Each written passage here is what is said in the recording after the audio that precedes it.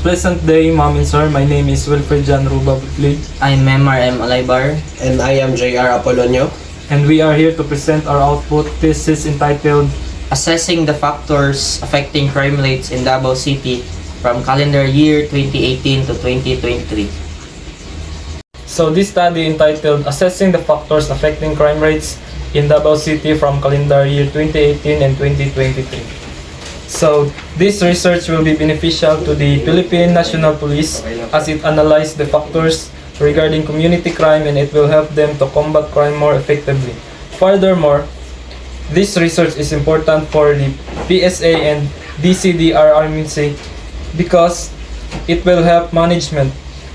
In general, this will help the government to plan effective solutions in community development and promote peaceful and livable life. Introduction.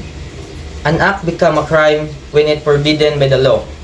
It entails doing someone else harm or causing damage to their property, especially public assets, threats, and harassment, domestic abuse, thievery, unlawful possession of weapon or drugs, cybercrime, and violent crimes like sexual assault, homicide, or human trafficking are only a few examples of crime actions. About 473,068 crimes were recorded in 2018 according to Statista Research Department 2023. The figure was 9.13% lower compared to 520,641 crimes posted in 2017. In 2020, a total of 394,468 crimes were also recorded, while in 2021, 375,730 were recorded in 2022. About 379,500 crime incidents were recorded. On the latest data from the Crime Information Reporting and Analysis System, or CIRAS, they recorded a total of 32,031 index crime from the January 1 to October 3, 2023. A decrease of 2,877 cases from 34,908 cases logged in the same period last year. The crime volume comparison between 2017 and 2018 is down to 34.9% according to Senior Inspector Maria Teresita Gaspan, Davao City Police Office spokesperson. Gaspan said the decrease is the number of crimes was attributed to the three major factors, such as the intensified campaign of Plan Kalinaw that subject crime suspects to profiling in serving of warrant of arrest. The index crimes cases in Davao City have decreased, citing figures from January 1 to May 31, 2023 as compared to the same period in 2022.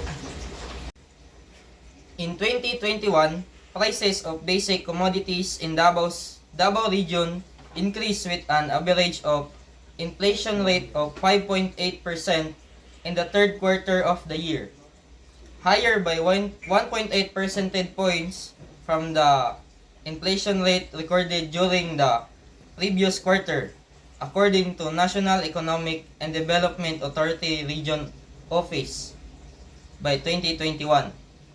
If to compare to the crime rate on the records of DCPO in 2021, eventually shows that the displays of 1,610 index crime cases. In 2022, prices of oil soared due to several of factors. Not to mention the Russian-Ukraine war that spiraled hurt the world's economy. Davao region also felt its impact. This resulted in an increase in the prices of food and other commodities. The rising cost of fuel had also resulted in increasing power generation charges on the electric bills. The weakening of peso was also attributed to the continuous oil price hike.